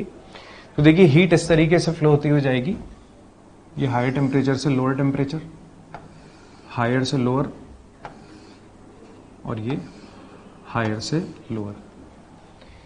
देखिए हुआ क्या, इन दोनों को अगर मैं दो डिफरेंट सिलेंडर मान लूं तो बोला जा सकता है कि दोनों सिलेंडर्स में से, यानी कि इनर सिलेंडर और आउटर सिलेंडर, दोनों में से अलग अलग अमाउंट ऑफ हीट जा रही है। ये हो गई आउटर सिलेंडर वाली, और अंदर वाले सिलेंडर से कुछ अलग अमाउंट ऑफ हीट जा रही है, ये हो गई इनर सिलेंडर वाली। तो दोनों सिलेंडर में से डिफरेंट अमाउंट ऑफ हीट जाती है, लेकिन दोनों ही सिलेंडर के अक्रॉस जो टेम्परेचर डिफरेंस है वो है TH माइनस TL। तो ये जो हमने अरेंजमेंट बताया, ये तो पैरेलल वाले सारे क्राइटेरिया सेटिस्फाई कर रहा है कि दोनों में से हीट डिफरेंट लेकिन दोनों के अक्रॉस टेम्परेचर डिफरेंस सेम। तो ये जो दो सिलेंडर थे, ये दो सिलेंडर हमारे लिए अरेंज हो गए पैरेलल में। तो पैरेलल का फॉर्मूला हम लोग जानते ही हैं, K1A1 plus K2A2 divided by A1 plus A2। तो वही चीज को अप्लाई करते हैं आगे। ये वो अरेंजमेंट हो गया, दोनों सिलेंडर्स आ गए पैरेलल में। पैरेलल का जो फॉर्मूला था वो हमें अब तक याद हो चुका है, K1A1 plus K2A2 divided by A1 plus A2। Area का डिस्कशन एक बार और कर लेते हैं। जो अंदर वाला सिलेंडर है ये इसका क्रॉस सेक्शन एरिया हो गया। ये क्रॉस सेक्शन एरिया निकालना हमारे लिए आसान, रेडियस अगर R2 है तो क्रॉस सेक्शन एरिया हो गया पाई आर स्क्वायर। A1 वाला डिस्कशन खत्म, पाई आर स्क्वायर। सॉरी, ये जो अंदर वाला सिलेंडर है इसको हम K2 से अगर डिनोट कर रहे हैं तो इसका एरिया A2, और A2 वाली चीज फाइनल हो गई पाई R2 स्क्वायर। नेक्स्ट आते हैं बाहर वाले सिलेंडर पे। बाहर वाले सिलेंडर का देखिए अगर एरिया निकालें तो टोटल एरिया में से हमें ये जो ऑलरेडी एरिया हम कैलकुलेट कर चुके हैं इसको सब्ट्रैक्ट करना पड़ेगा, क्योंकि ये तो अंदर वाले सिलेंडर का हो गया। तो जो टोटल क्रॉस सेक्शन एरिया है, टोटल क्रॉस सेक्शन एरिया तो बना पाई R1 स्क्वायर, उसमें से मुझे ये पाई R2 स्क्वायर को सब्ट्रैक्ट करना पड़ेगा, क्योंकि अभी हम सिर्फ आउटर वाले सिलेंडर को कंसिडर कर रहे हैं। तो आउटर वाले सिलेंडर का क्रॉस सेक्शन एरिया अगर A1 से डिनोट करें तो वो हो जाएगा पाई R1 स्क्वायर, यानी कि total, minus pi R2 square, यानी कि ये वाला सब्ट्रैक्ट कर दिया। तो पाई अगर कॉमन उठा लें तो वो हो गया पाई times of R1 square minus R2 square. अब सिंपली इसमें डेटा उठा के रख देना है, तो वो डेटा हो गया K1A1, A1 की वैल्यू यहां से ले ली, प्लस K2A2, A2 की वैल्यू यहां से उठा ली, divided by A1 plus A2। इसको अगर हम बस सिंप्लीफाई कर लें, सिंप्लीफाई में करना क्या है, पाई थ्रू आउट कैंसिल हो जाएगा, और पाई थ्रू आउट कैंसिल होते ही ये R2 स्क्वायर भी डिनोमिनेटर से कैंसिल हो जाएगा। तो ये हमारा फाइनल आंसर आ गया। तो इसके साथ ये वाला क्वेश्चन इस तरीके से खत्म हो गया। नेक्स्ट आगे कंटिन्यू करते हैं। अब देखिए कंडक्शन में हमें जो आगे चीज पढ़नी है, यानी कि जो अगले वैरायटी के क्वेश्चन हमसे पूछे जा सकते हैं, वो ये है कि टेम्परेचर ऑफ जंक्शन या फिर इंटरफेस टेम्परेचर। तो इसमें होता क्या है पहले ये समझ लेते हैं। तो देखिए सीरीज में हमने दो रॉड्स को कनेक्ट कर दिया, यहां पर हायर टेम्परेचर T1, इधर लोअर टेम्परेचर T2। दोनों रॉड्स की हमें सारी प्रॉपर्टीज गिवन है, length L1 L2, thermal conductivity K1 K2। Question में हमसे ये पूछा जा सकता है कि जिस पॉइंट पर ये रॉड्स जुड़ी हुई हैं, यानी कि जो जंक्शन है, जो इंटरफेस है, इस इंटरफेस का टेम्परेचर कितना होगा। तो देखिए जो अरेंजमेंट है उसमें मुझे समझ आ रहा है कि ये सीरीज में है। सीरीज में है मतलब जितना थर्मल करंट पहली वाली रॉड में होगा एग्जैक्टली उतना ही थर्मल करंट दूसरी वाली रॉड में होगा। और बस इसी फैक्ट का यूज करते हुए कि दोनों रॉड्स में थर्मल करंट बिल्कुल बराबर है, रीजन बीइंग क्योंकि ये सीरीज में है, हम जंक्शन का यानी कि इंटरफेस का टेम्परेचर कैलकुलेट कर लेते हैं। तो कैलकुलेट करने का तरीका बिल्कुल सिंपल। तो देखिए ये हम समझ ही गए कि rate of heat flow in first rod will be equal to rate of heat flow in second rod. हम डायरेक्टली ओम्स लॉ भी अप्लाई कर सकते हैं, या फिर हमारा जो स्टैंडर्ड फॉर्मूला था KA delta T by L, उससे भी काम चल जाएगा। ये एग्जैक्टली वही वाली चीज लिख रही है। तो पहली वाली रॉड में जो थर्मल करंट हुआ वो हो गया K1A bye L1 into delta T. पहली वाली रॉड के अक्रॉस जो टेम्परेचर डिफरेंस है उसका मैग्नीट्यूड बना T1 माइनस T0। पहली वाली रॉड के अक्रॉस टेम्परेचर डिफरेंस का मैग्नीट्यूड T1 माइनस T0। ये हायर टेम्परेचर, ये लोअर टेम्परेचर, तभी हीट इस वाली डायरेक्शन में ट्रेवल कर रही है। तो ये हो गया डायरेक्शन ऑफ हीट फ्लो। इसको इक्वेट करते हैं सेकेंड वाली रॉड में जो रेट ऑफ हीट फ्लो है यानी कि थर्मल करंट है उसके बराबर। तो K2A क्रॉस सेक्शन एरिया दोनों का बराबर लेके चल रहे हैं, डिवाइडेड बाय इसकी लेंथ L2 इनटू इसके अक्रॉस जो टेम्परेचर डिफरेंस है। अब इसके सेकंड वाली रॉड के अक्रॉस जो टेम्परेचर डिफरेंस होगा उसमें हायर टेम्परेचर है T0 और लोअर टेम्परेचर है T2, तभी हीट इस वाले डायरेक्शन में फ्लो कर रही है। तो जो टेम्परेचर डिफरेंस का मैग्नीट्यूड हुआ वो मैग्नीट्यूड बन जाएगा T0 माइनस T2। अब देखिए हमसे इक्वेशन बन गई, इसमें जो अकेला अननोन है वो अकेला अननोन हो गया T0। तो हम सिंपली T0 की वैल्यू यहां से कैलकुलेट करके बता सकते हैं। जब हमें न्यूमेरिकल वैल्यूज गिवन होंगी तो T0 बड़ी आसानी से कैलकुलेट हो जाएगा। तो इस तरीके से हम जंक्शन का यानी कि इंटरफेस का टेम्परेचर कैलकुलेट कर लेते हैं। फैक्ट बस हमें इस चीज का यूज करना है कि दोनों में जो रेट ऑफ हीट फ्लो होगा यानी कि थर्मल करंट की वैल्यू होगी वो एग्जैक्टली इक्वल होगी। तो देखिए उसी के बेसिस पे क्वेश्चन सॉल्व करते हैं। बिल्कुल डायरेक्ट सा क्वेश्चन है, find temperature of the junction for following figure. दो डिफरेंट रॉड्स, इधर हायर टेम्परेचर 100 डिग्री सेल्सियस, यहाँ पे लोअर टेम्परेचर 20 डिग्री सेल्सियस। तो जो रेट ऑफ हीट फ्लो होगा यानी कि जो थर्मल करंट का डायरेक्शन होगा वो इस तरफ होगा। तो हमें बात समझ में आ गई कि रॉड सीरीज में, इसके बेसिस पे बता देना है कि इंटरफेस का टेम्परेचर कितना। तरीका बिल्कुल वही लगाते हैं, जितना थर्मल करंट इस पहली वाली रॉड में से निकलेगा एग्जैक्टली उतना ही थर्मल करंट दूसरी वाली रॉड में भी जाएगा, क्योंकि ये सीरीज में। पहली वाली रॉड के across temperature difference 100 minus T, क्योंकि 100 हायर टेम्परेचर होगा, T लोअर टेम्परेचर होगा, तभी हीट इस डायरेक्शन में जाएगी।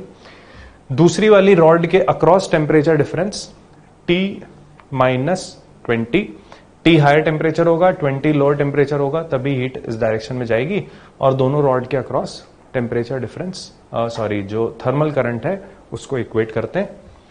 तो thermal current in rod 1 should be equal to thermal current in rod 2। Thermal current की value KA by L into delta T। तो पहली वाली रॉड के लिए डेटा अगर सब्सटीट्यूट करें तो K क्रॉस सेक्शन एरिया दोनों का बराबर है, अज्यूम कर लेते हैं A, वो लास्ट में कैंसिल हो ही जाता है तो उससे कोई फर्क पड़ता नहीं है। तो KA temperature difference 100 minus T divided by length L should be equal to 3K into A temperature difference T minus 20 divided by length 3L। K cancel हो जाएगा, A भी कैंसिल, L भी कैंसिल, अकेला अननोन T, सिर्फ हम T की value यहां से कैलकुलेट करके बता देंगे कि T should be equal to 60 degree Celsius. यानी कि जो जंक्शन का टेम्परेचर है ये हमने कैलकुलेट कर लिया, जो कि क्वेश्चन में पूछा हुआ था, वो हुआ 60 डिग्री सेल्सियस। आगे बढ़ते हैं।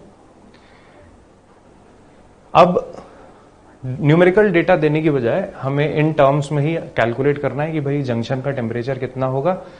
एग्जैक्टली वही फैक्ट हम दोबारा लगा देंगे कि इसके अक्रॉस जो थर्मल करंट होगा यानी कि इसमें जो थर्मल करंट पास कर रहा होगा, थर्मल करंट की वैल्यू भी मैं आपको अभी बता देता हूं कितनी होगी।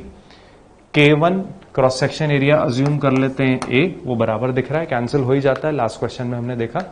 तो K1A टेम्परेचर डिफरेंस हुआ T1 minus T divided by length L1 should be equal to इस दूसरी रॉड में से जो थर्मल करंट पास कर रहा होगा, क्योंकि अल्टीमेटली दोनों सीरीज में ही है, तो इसमें से पास करने वाला thermal current K2 into A temperature difference हुआ T minus T2 divided by length L2। तो इसको प्रॉपर सॉल्यूशन यानी कि फेयर फॉर्म में देख लेते हैं और वहां से T की वैल्यू कैसे कैलकुलेट होगी, यानी कि क्या हम इक्वेशन में रीअरेंज वगैरह का करेंगे वो देखते हैं। तो ये वही चीज आ गई, K1A into T1 minus T divided by L1 should be equal to K2 into A temperature difference T minus T2 divided by length L2। A throughout अभी कैंसिल कर देते हैं, L1 L2 क्रॉस मल्टीप्लाई हो जाएंगे और in brackets को खोल देते हैं तो वो चीज बन जाएगी K1 L2 T1 minus K1 L2 T should be equal to L1 इधर क्रॉस मल्टीप्लाई होके गया तो K2 L1 T minus K2 L1 T2। अब T वाले सारे टर्म्स एक तरफ कर लेते हैं, बाकी जितनी भी चीजें उसको दूसरी तरफ भेजते हैं ताकि T की वैल्यू कैलकुलेट होकर आ जाए। तो वो बन गया K2 L1 T प्लस ये वाली टर्म को इधर ले आते हैं तो K1 L2 T should be equal to T1 और T2 वाले टर्म्स दूसरी तरफ भेज देते हैं तो K1 L2 T1 plus K2 T2 L1। इसमें से T कॉमन, तो T कॉमन लेने के बाद बचा K2 L1 plus K1 L2 और इसको उठा के नीचे ले जाएं तो हमारा फाइनल आंसर कैलकुलेट होकर आ गया कि जंक्शन का टेम्परेचर हो गया K1 L2 T1 plus K2 L1 T2 divided bye K2 L1 plus K1 L2। आगे कंटिन्यू करते हैं तो इस तरीके से ये सवाल होते रहते हैं। पहली रॉड का thermal current will be equal to दूसरी रॉड का थर्मल करंट और उससे ये अननोन टेम्परेचर जंक्शन का वो कैलकुलेट हो जाता है। अगला क्वेश्चन भी इसी पे बेस्ड है। क्वेश्चन है two cylinder of same diameter, one of iron and other of silver, are placed in close contact as shown in the figure. If thermal conductivity of silver is 11 times that of iron, the temperature of the interface will be. Arrangement पहले समझ लेते हैं, क्या दे रखा है, क्या data किस तरीके से यूज करना है और जो आंसर है वो हम किस तरीके से निकालेंगे। ये आयरन सिलेंडर, नीचे सिल्वर सिलेंडर, बोल रखा है दोनों का डायमीटर सेम। डायमीटर सेम यानी कि जो दोनों का क्रॉस सेक्शन एरिया है वो बिल्कुल बराबर होगा, जैसा कि अभी अब तक हमने जितने स्टैंडर्ड क्वेश्चंस हैं उसमें देखा है। एक एंड मेंटेन करके रखा हुआ है 100 डिग्री सेल्सियस पे, ये वाला एंड मेंटेन है 0 डिग्री सेल्सियस पे। तो इतनी बात भी ऑब्वियस है कि जो रेट ऑफ हीट फ्लो होगा वो इस डायरेक्शन में होगा। हमसे लास्ट में फिर पूछ लिया कि ये जंक्शन का टेम्परेचर कितना होना है। तो जंक्शन के टेम्परेचर की रेंज तो मुझे समझ आ गई कि भाई जो जंक्शन का टेम्परेचर है वो 100 से तो कम होगा तभी हीट इधर आएगी, और 0 डिग्री से ज्यादा होगा तभी हीट वापस इस डायरेक्शन में कंटिन्यू करेगी। थर्मल कंडक्टिविटी के बारे में क्या बोल रखा है कि thermal conductivity of silver is 11 times that of iron. इसका मतलब अगर मैं आयरन की थर्मल कंडक्टिविटी को K मान लूं तो सिल्वर की थर्मल कंडक्टिविटी बन जानी है 11K। बस बात इतनी सी है, बाकी हम आगे एग्जैक्टली वही अपना फॉर्म यूज करने वाले हैं कि thermal current in iron cylinder will be equal to thermal current in silver cylinder. तो इक्वेशंस बना लेते हैं और उससे T की वैल्यू सॉल्व होकर आ जाएगी। ये हम पहले समझ ही गए थे कि अगर इसकी थर्मल कंडक्टिविटी आयरन की K मान लें तो सिल्वर की थर्मल कंडक्टिविटी बन जाती है 11K। ये अननोन टेम्परेचर हमने T यानी कि थीटा अज्यूम कर लिया, उसको जनरली हम T लेके चलते थे। तो आयरन वाली रॉड के लिए यानी कि आयरन वाले सिलेंडर के लिए थर्मल करंट की वैल्यू हो गई KA। लेंथ दोनों की बराबर ही है, तो लेंथ अगर दोनों की बराबर है तो वो L अज्यूम कर लेते हैं, लास्ट में कैंसिल हो ही जाएगी।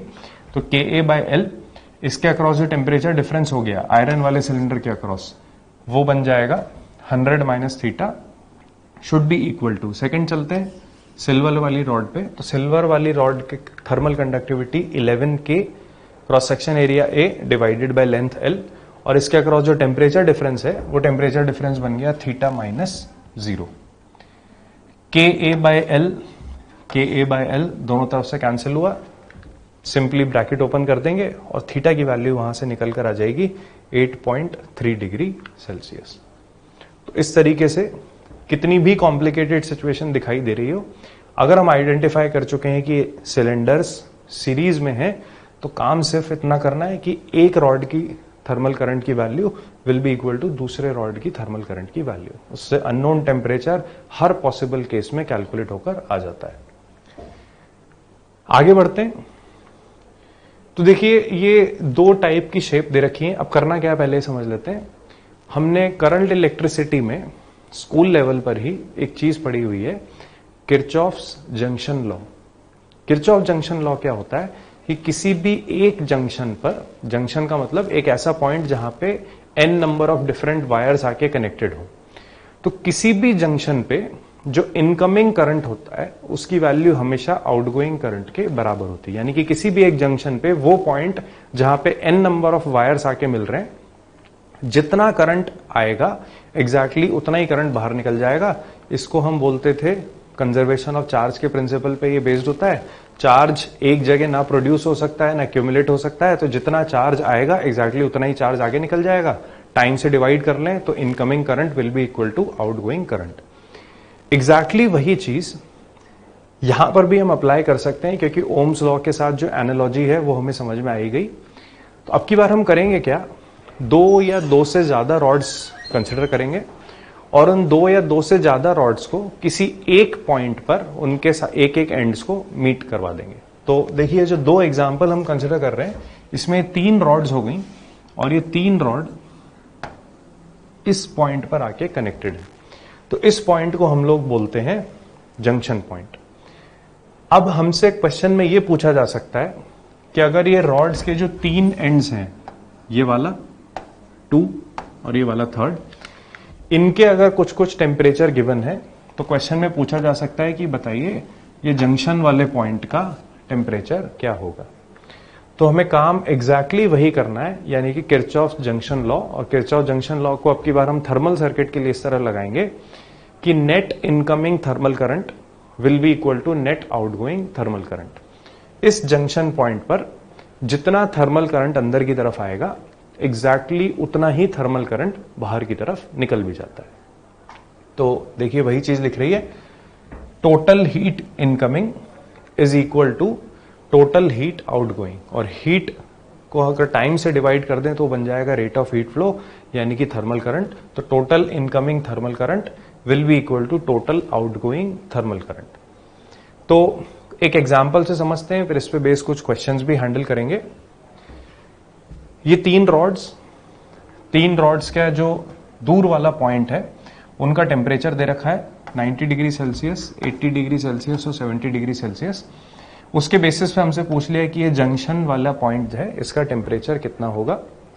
अब देखिए इसमें हम अज्यूम करके चल रहे हैं कि ये जो तीनों रॉड्स हैं ये आइडेंटिकल हैं। हालांकि वो क्वेश्चन में बोल भी रखा है कि तीनों रॉड्स को अगर आइडेंटिकल मान लिया जाए तो जंक्शन का टेम्परेचर कितना होगा। अभी तो हम इसको आइडेंटिकल के लिए सॉल्व करेंगे, आगे चल के रॉड्स को डिफरेंट भी माना जा सकता है, यानी कि उनका लेंथ, के और एरिया की वैल्यू अलग भी हो सकती है। हालांकि हमें तो थर्मल करंट कैलकुलेट करना है, तो वो हम जानते हैं कि थर्मल करंट के लिए थर्मल रेजिस्टेंस निकालेंगे। थर्मल रेजिस्टेंस होता है L/A, तो वो लेंथ डिफरेंट हो, के डिफरेंट हो, एरिया डिफरेंट हो, वो अपने आप थर्मल रेजिस्टेंस में कवर हो जाएगा। तो करना क्या है, हम अज्यूम कर लेते हैं कि ये जो जंक्शन का टेम्परेचर है ये बाकी सबके कंपैरिजन में सबसे ज्यादा है। तो हम जो आगे सॉल्व करेंगे वो इसी तरीके से सॉल्व करेंगे कि अज्यूम कर लेते हैं कि जंक्शन पॉइंट का टेम्परेचर इन तीनों पॉइंट्स के कंपैरिजन में ज्यादा है। अजम्पशन लेना है तो आगे जो हमारी कैलकुलेशन होगी वो उसी अजम्पशन के बेसिस पे चलेगी। अब देखिए जो रेट ऑफ हीट फ्लो का डायरेक्शन होता है वो हमेशा होता है हायर से लोअर टेम्परेचर। इसको अगर मैंने अपना मैक्सिमम पॉसिबल टेम्परेचर मान लिया तो इस हायर टेम्परेचर से हीट लोअर टेम्परेचर की तरफ जाएगी, यानी कि T से 90 की तरफ, T से 80 की तरफ, साथ ही T से 70 डिग्री सेल्सियस की तरफ। तो जो सिनेरियो मुझे दिख रहा है उसमें तीनों रॉड्स में जो थर्मल करंट है वो बाहर की तरफ जा रहा है, यानी कि नेट आउटगोइंग करंट जो है उसको हम बोल सकते हैं I1 plus I2 plus I3। ये हो गया नेट आउटगोइंग करंट। अगर सारा करंट बाहर की तरफ जा रहा है तो अंदर की तरफ कितना आ रहा है, 0। और हम जानते हैं कि net outgoing current will be equal to net incoming current, यानी कि जो इक्वेशन बनेगी वो ये बनेगी कि I1 plus I2 plus I3 should be equal to 0। इसी को बोलते हैं Kirchhoff junction law, net outgoing current will be equal to net incoming current. जो हमने टेम्परेचर का अजम्पशन लिया उससे सारा करंट बाहर की तरफ जा रहा है तो अंदर आता हुआ करंट हो गया 0। I1, I2, I3 लिखना हमारे लिए आसान, एक बार को यहां पे पूरी कैलकुलेशन कर भी लेते हैं। I1 स्टार्ट करते हैं, तो थर्मल करंट होता था temperature difference upon thermal resistance. इस रॉड के अक्रॉस जो टेम्परेचर डिफरेंस हुआ वो बना T minus 90 divided by thermal resistance R ही ले लेते हैं क्योंकि तीनों का बिल्कुल आइडेंटिकल है, तो लास्ट में जाके कैंसिल हो जाएगा। तो T minus 90 divided by R plus second वाले पर आते हैं। सेकेंड वाले के लिए लिखते हैं T minus 80 divided by R plus I3 यहां पर लिख लेते हैं। तो I3 वाली चीज हो जाती है T minus 70 divided by R should be equal to 0। तो I1 plus I2 plus I3 should be equal to 0। R उसमें हमें समझ आ रहा है कैंसिल हो गया। अकेला अननोन T चल रहा है, T की वैल्यू हम सिंपली कैलकुलेट करके बता देंगे। तो इस तरीके से क्वेश्चन हैंडल हो जाते हैं जब हमसे जंक्शन वाले पॉइंट का टेम्परेचर पूछ ले। करना क्या है, Kirchhoff junction law, net incoming current should be equal to net outgoing current, ये उसकी फेयर कैलकुलेशन भी हो रखी है। अब देखिए इसमें हमने इस वाली कैलकुलेशन में जो करंट का डायरेक्शन है उसको किसी दूसरी तरीके से अज्यूम कर लिया। जो यहां पर हमने सॉल्व किया था उसमें हमने मान लिया था कि टेम्परेचर सबसे ज्यादा है और उस टेम्परेचर के अकॉर्डिंग ये कैलकुलेशन हो रखी है। यहां पर हमने उसको दूसरी तरीके से सॉल्व किया, इसको भी समझने की कोशिश करते हैं। टेम्परेचर अज्यूम करने की बजाय अब की बार मैंने खुद से करंट के डायरेक्शन अज्यूम कर लिए कि मान लेते हैं यहां से ये इनकमिंग करंट है I1 और ये आउटगोइंग करंट है I2 और I3। ठीक है, इतना ध्यान रखेंगे कि यहां पर हमने करंट का डायरेक्शन अज्यूम किया, यहां पर हमने टेम्परेचर अज्यूम कर लिया था। कैलकुलेशन पे, आंसर पे कोई फर्क नहीं पड़ता, बस वो दो पैरेलल यानी कि दो थोड़ी सी डिफरेंट अप्रोच है। तो एक बार को इससे भी समझ लेते हैं। इसके according incoming current I1, outgoing current I2 plus I3, तो I1 should be equal to I2 plus I3। I1 की वैल्यू उठा के रख देते हैं। I1 should be equal to temperature difference divided by thermal resistance. अगर करंट इस direction में जा रहा है तो 90 इसके अकॉर्डिंग हाई टेम्परेचर हुआ, T लोअर टेम्परेचर हुआ, तो temperature difference 90 minus T divided by thermal resistance. अब चाहे हम उसको R लिखें या L अपॉन AK लिखें, फर्क नहीं पड़ता, वो आगे चल के पूरी चीज कैंसिल होनी है। तो यहां पे हमने कंडक्शन वाला फॉर्मूला लिख लिया, KA 90 minus T divided by L should be equal to I2। I2 पर चलते हैं। अब अगर हीट इस तरीके से जा रही है तो T हायर टेम्परेचर होगा कंपेयर टू 80, तो KA by L into T minus 80 plus I3। Heat अगर इस तरीके से जा रही है तो T हायर टेम्परेचर होगा कंपेयर टू 70, तो plus KA by L into T minus 70। तो ये देखिए जो थर्मल रेजिस्टेंस था यानी कि L अपॉन AK, ये तीनों टर्म्स में से बिल्कुल एक जैसे कैंसिल हो गया और ये T की वैल्यू हमने कैलकुलेट करके बता दी। तो ये T की वैल्यू आ जाती है यहां से 80 डिग्री सेल्सियस। अगर ये 80 डिग्री सेल्सियस आ गया तो हमें ये भी समझ आना चाहिए कि जो I2 की वैल्यू है वो फाइनली 0 हो जाएगी। लेकिन स्टार्टिंग में हमें नहीं पता था I2 0 होगा कि नहीं, तो हमने तो उसको अज्यूम किया ही सही। तो इस तरीके से T की वैल्यू आ गई 80 डिग्री सेल्सियस। आगे कंटिन्यू करते हैं। We have 6 wires of equal length, area and K are connected as shown in the figure. Find temperature of point A and C. तो देखिए हमें कुछ वायर्स का अरेंजमेंट दे रखा है, टोटल 6 वायर हैं। इनके बारे में बोला हुआ है कि जितने भी वायर्स हैं सबकी लेंथ बराबर है, सबके एरिया एग्जैक्टली सेम है और सबकी थर्मल कंडक्टिविटी की वैल्यू भी इक्वल है। तो देखिए क्वेश्चन में आगे बढ़ने से पहले एक चीज मुझे ये समझ में आ गई कि अगर लेंथ, एरिया और K की वैल्यू सबके लिए सेम है तो सबका जो थर्मल रेजिस्टेंस है, अगर मैं उसको R से डिनोट कर लूं, किसी भी एक रॉड का थर्मल रेजिस्टेंस अगर मैं R से डिनोट करूं तो वो जाता है L अपॉन AK। सबके लिए लेंथ सेम, सबका एरिया सेम, सबके थर्मल कंडक्टिविटी की वैल्यू सेम। तो कंक्लूजन अभी तक ये निकल गया, क्वेश्चन पर अभी फिर हम थोड़ी देर बाद आएंगे, लेकिन अभी तक का ये कंक्लूजन ये निकल गया कि जितने भी ये 6 वायर्स हैं सबका थर्मल रेजिस्टेंस एग्जैक्टली सेम होना चाहिए। सब मेरे लिए 100% आइडेंटिकल वायर्स हैं। अब अरेंजमेंट पे आते हैं। देखिए यहां पर दे रखा है 100 डिग्री सेल्सियस और बिल्कुल ऑपोजिट एंड पे दे रखा है 0 डिग्री सेल्सियस। जो दो पॉइंट्स का टेम्परेचर हमसे पूछा है वो ये रहे, पॉइंट A इसका टेम्परेचर हमें बताना है और पॉइंट C इसका टेम्परेचर हमें बताना है। अरेंजमेंट को एक बार अच्छे से देखिए। हायर टेम्परेचर से लोअर टेम्परेचर तक हीट फ्लो करेगी। हायर टेम्परेचर यहां पे हो गया 100 डिग्री सेल्सियस, लोअर टेम्परेचर वहां पे, तो हीट का जो डायरेक्शन है वो 100 से 0 की तरफ होना चाहिए था। अब हीट कैसे मूव करना चालू करेगी, यहां से आगे बढ़ने के लिए तो एक ही वायर है तो सारी हीट इस पहले वाले वायर में एंटर कर गई। जब हीट पॉइंट ए पे पहुंचेगी तो आगे उसके पास दो रास्ते हैं, एक वो ऊपर से होते हुए चली जाती, दूसरा रास्ता नीचे से होते हुए चली जाती। अगर दो जगह डिवाइड हो भी गई तो अल्टीमेटली पॉइंट सी पर तो आके मिलनी है और वो सारी हीट बाद में एडअप होके आगे वाले पॉइंट से होते हुए यानी कि इस वाले वायर से होते हुए 0 डिग्री सेल्सियस तक पहुंच जाती। तो अगर हम करंट वाले तरीके से या फिर जो हमारा थर्मल करंट वाले तरीका है यानी कि सीरीज पैरेलल वाली चीज अप्लाई करके देखें तो देखिए वायर ए बी और ए सी यानी कि ये जो दो वायर्स हो गए ये मुझे समझ आ गया ये है सीरीज में, क्योंकि जो भी करंट इस वायर में एंटर करेगा वो सारा का सारा करंट इस वाले वायर में भी एंटर करेगा। तो ये दो वायर मेरे को समझ आ गए सीरीज में। इस वाले केस में देखिए जो करंट वायर ए डी में एंटर कर गया उसको वायर डी टू सी में भी एंटर करना है, यानी कि जो भी करंट इस वायर में जाएगा वो सारा का सारा इससे भी निकलेगा। तो बोला जा सकता है ये जो नीचे के दो वायर हैं ये भी अल्टीमेटली सीरीज में आ गए। सीरीज के केस में हमें इक्विवेलेंट रेजिस्टेंस निकालना आता है R1 प्लस R2, क्योंकि यहाँ पे सारे रेजिस्टेंस बराबर हैं तो मैंने सबको डिनोट कर रखा है R से। इनको अगर मैं कंसिडर करूं तो देखिए ये दो सीरीज में आके इनका इक्विवेलेंट रेजिस्टेंस हो गया 2R। नीचे वालों को कंसिडर करें तो ये भी सीरीज में आ गए, इनका भी इक्विवेलेंट रेजिस्टेंस हो गया 2R। अब 2R ऊपर और 2R नीचे, जैसे ही हमने इनको 2R और 2R लिखा तो एक चीज मुझे और समझ में आ गई कि ये आपस में पैरेलल में भी है। पैरेलल में कैसे? क्योंकि देखिए ये जो दो वायर्स हैं इन दोनों के अक्रॉस जो टेम्परेचर डिफरेंस है वो बिल्कुल सेम है, लेकिन दोनों में से करंट डिफरेंट जा रहा है। यानी कि देखिए जो ऊपर वाला वायर है उसका एक एंड मेंटेन होगा टेम्परेचर TA पर, दूसरा वाला एंड मेंटेन होगा टेम्परेचर TC पर। नीचे वाला जो वायर है उसका भी एक एंड TA पर, दूसरा एंड TC पर। तो दोनों के अक्रॉस टेम्परेचर डिफरेंस बिल्कुल सेम, लेकिन दोनों में से डिफरेंट हीट अगर जा रही है, कुछ हीट ऊपर वाले से जा रही है कुछ नीचे वाले से जा रही है, तो बोला जा सकता है ये दोनों इंडिविजुअली हो गए पैरेलल में। 2R और 2R अगर पैरेलल में आ जाए तो पैरेलल का भी हम इक्विवेलेंट रेजिस्टेंस निकालना जानते हैं, R1 R2 upon R1 plus R2।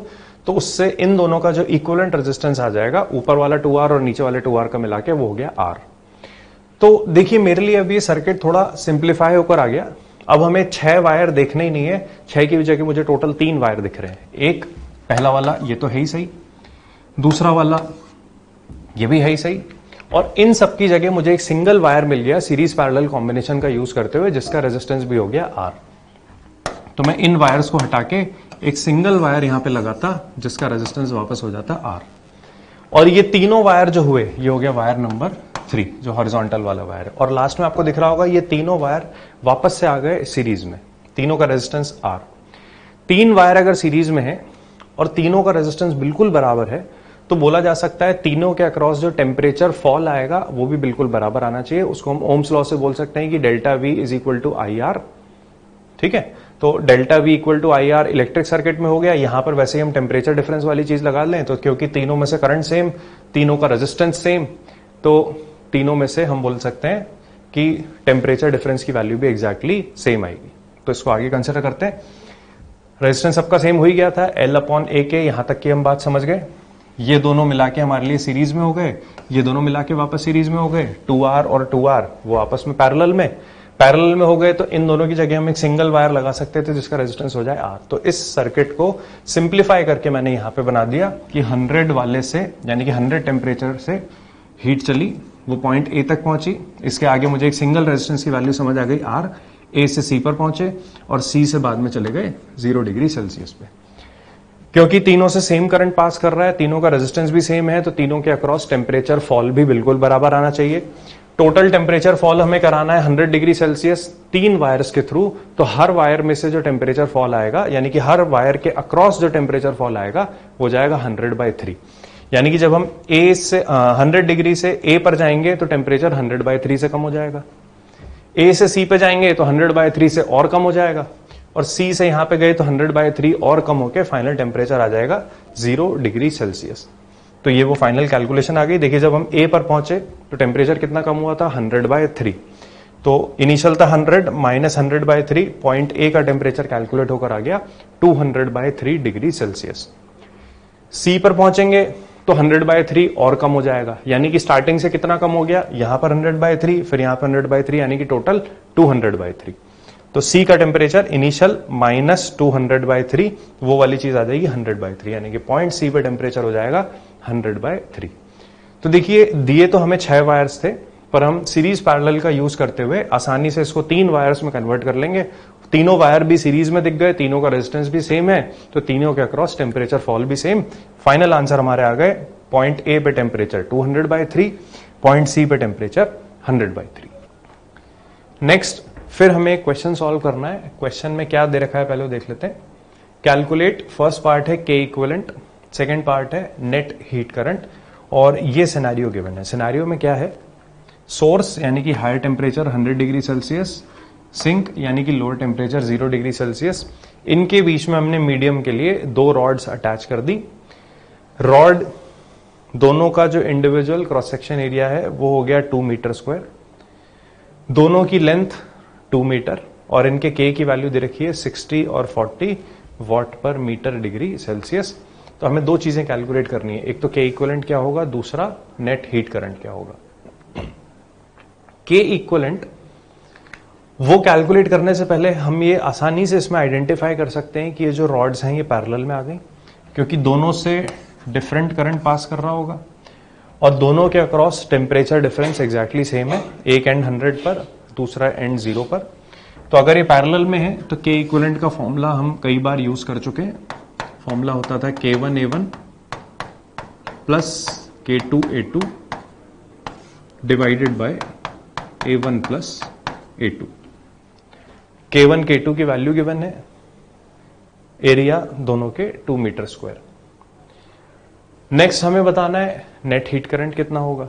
अगर हम के इक्विवेलेंट निकाल चुके हैं, एल इक्विवेलेंट तो यही चलने वाला है 2, इक्विवेलेंट एरिया हो जाएगा 4 मीटर स्क्वायर, तो मुझे इक्विवेलेंट रेजिस्टेंस मिल जाएगा। इक्विवेलेंट रेजिस्टेंस मिल गया, टेम्परेचर डिफरेंस जानते ही हैं, तो नेट हीट करंट यानी कि थर्मल करंट की वैल्यू भी आ जाएगी। तो अगले उसमें इसकी जो फेयर कैलकुलेशन है वो देखते हैं। के इक्विवेलेंट स्टैंडर्ड फॉर्मूला जो मैंने आपको बताया था उसका डेटा उठा के इसमें रख देते हैं। K1A1 plus K2A2 divided by A1 plus A2, तो ये के इक्विवेलेंट यहां से कैलकुलेट होकर आ जाता है 50 what per metre degree Celsius. Next इसके बाद कैलकुलेट करने की कोशिश करते हैं या तो थर्मल रेजिस्टेंस या फिर डायरेक्टली थर्मल करंट की वैल्यू। तो हमने यहां पे डायरेक्टली थर्मल करंट कैलकुलेट करने की कोशिश की, KA delta T by L वाले फॉर्मूले से। के इक्विवेलेंट जो हमने जस्ट अभी कैलकुलेट किया 50, क्रॉस सेक्शन एरिया, इन दोनों का क्रॉस सेक्शन एरिया ऐड हो जाएगा क्योंकि इन दोनों की जगह हम एक सिंगल रॉड लगा रहे हैं, तो नेट बन जाएगा 4 metre square. Delta T 100 minus 0 divided by equivalent length, इनकी जगह एक सिंगल रॉड लगा भी दें तो लेंथ तो 2 मीटर ही चलेगी, तो डिवाइडेड बाय 2। तो ये हीट करंट यानी कि थर्मल करंट की यानी कि रेट ऑफ हीट फ्लो की वैल्यू कैलकुलेट होकर आ गई 10,000 जूल पर सेकेंड। आगे कंटिन्यू करते हैं। देखिए नेक्स्ट क्वेश्चन दे रखा है, पहले क्वेश्चन पूरा पढ़ लेते हैं फिर इसको आसानी से समझेंगे इसमें क्या चीजें गिवन है, क्या पूछना चाह रहा है, कैसे अप्रोच करेंगे। 2 thin concentric shells made of copper with radius R1 and R2, ये गिवन है कि R2 greater than R1, have material of thermal conductivity K filled between them.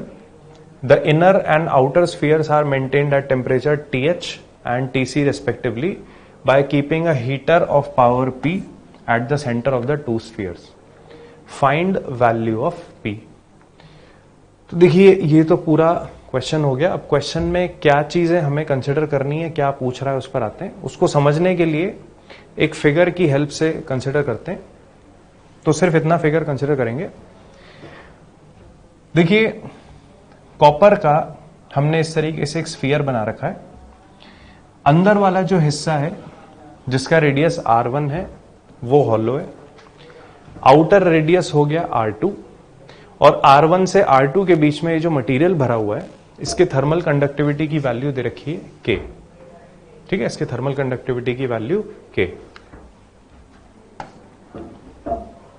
Higher temperature TH, lower temperature TC, और ये temperature difference maintain करने के लिए हमने power P का एक हीटर लगा रखा है इस स्फीयर के सेंटर पे, यानी कि यहां पर हम एक हीटर लगा देते हैं जो कि पावर P प्रोड्यूस कर रहा है।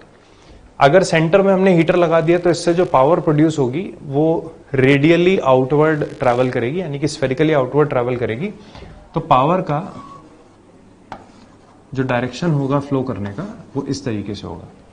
तो देखिए पावर अगर बाहर की तरफ स्प्रेड हो रही है तो बोला जा सकता है कि अंदर ज्यादा टेम्परेचर होगा और बाहर कम टेम्परेचर होगा, तभी पावर बाहर की तरफ स्प्रेड होगी। यानी कि ये वाला टेम्परेचर हुआ लोअर टेम्परेचर जिसको उसने TC डिनोट कर रखा है, और यहां पर होगा ये हायर टेम्परेचर जिसको TH डिनोट कर रखा है। तभी स्फीयर में हायर से लोअर टेम्परेचर की तरफ हीट ट्रैवल होगी।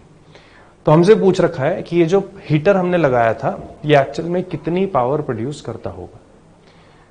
तो देखिए जैसे जैसे हीट बाहर की तरफ ट्रैवल करेगी, हम तो सिर्फ एक फॉर्मूला कंडक्शन में जानते हैं कि थर्मल करंट कैसे निकालते हैं। वो थर्मल करंट कैलकुलेट होता है temperature difference upon thermal resistance से।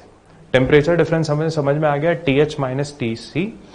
सिर्फ अगर हम थर्मल रेजिस्टेंस कैलकुलेट कर लें तो वो थर्मल करंट की जो वैल्यू है जो पूछी जा रही है P यानी कि रेट ऑफ हीट फ्लो यानी कि पावर ट्रांसमिटेड, वो सिंपली कैलकुलेट होकर आ जाएगा। तो उसको कैसे करना है, सॉल्व करने से पहले इसमें एक चीज और कंसिडर करते हैं। देखिए हीट ने यहां से चलना चालू किया और हीट ऐसे रेडियली ट्रैवल करते हुए यहां बाहर तक आ जाएगी।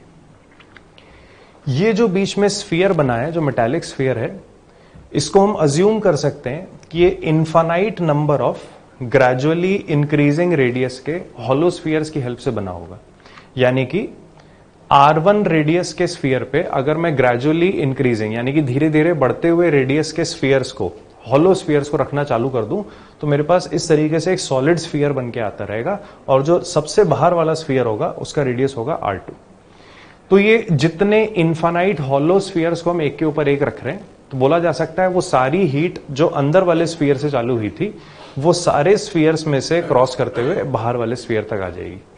तो कहने का मतलब सिर्फ इतना हुआ कि ये जितने इनफाइनाइट हॉलो स्फीयर्स हम कंसिडर कर रहे हैं ये सब आ गए सीरीज में। सीरीज में अगर आ गए तो इक्विवेलेंट रेजिस्टेंस निकालने के लिए हम इन सबके रेजिस्टेंस को ऐड कर देंगे। क्योंकि इनफाइनाइट स्फीयर्स हैं तो एडिशन का काम हम नहीं, एडिशन का काम करेगा इंटीग्रेशन। तो इंटीग्रेशन कैसे करना है उसको देख लेते हैं। इनफाइनाइट स्फीयर्स में से एक स्फीयर कंसिडर करते हैं जिसका रेडियस हो गया x और जिसकी थोड़ी सी थिकनेस हो गई dx। ये जो थिकनेस वाला डायमेंशन है ये हो गया dx। तो देखिए इस एक स्फीयर का रेजिस्टेंस हम लोग कैलकुलेट कर लेंगे L अपॉन AK से। इस स्फीयर को क्रॉस करने के लिए हीट ने जितना डिस्टेंस चला वो हो गया dx, तो L की जगह हम यूज करेंगे dx। एक स्फीयर का रेजिस्टेंस हम लोग कैलकुलेट कर रहे हैं, ये वाली चीज इफेक्टिवली हमारे लिए लिख रही है L अपॉन AK। तो L की जगह रखा dx, K as it is. इस स्फीयर का जो एरिया होगा यानी कि जब हीट स्फीयर को क्रॉस कर रही होगी तो उसने जो एरिया फेस किया होगा वो हो गया होगा 4πr²। इस स्फीयर का रेडियस हम चल रहे हैं x, तो हो गया 4πx²। तो ये रेजिस्टेंस कैलकुलेट होकर आ गया इस सिंगल हॉलो स्फीयर का। सारे स्फीयर्स का रेजिस्टेंस ऐड करने के लिए सिंपली हम इनको इंटीग्रेट कर देंगे यानी कि सबका रेजिस्टेंस ऐड कर देंगे। तो R should be equal to integration of dx by 4πx² into k, where x varies from R1 to R2। ये स्टैंडर्ड फॉर्म का इंटीग्रेशन ही है तो इसमें परेशानी होगी नहीं। इंटीग्रेट करने पे आ जाएगा 1 upon 4πk into 1/R1 minus 1/R2। Thermal resistance calculate हो गया। अब थर्मल करंट कैलकुलेट करने की बारी। Thermal current is equal to temperature difference divided by thermal resistance. और थर्मल करंट मतलब rate of heat flow, rate of heat flow मतलब power.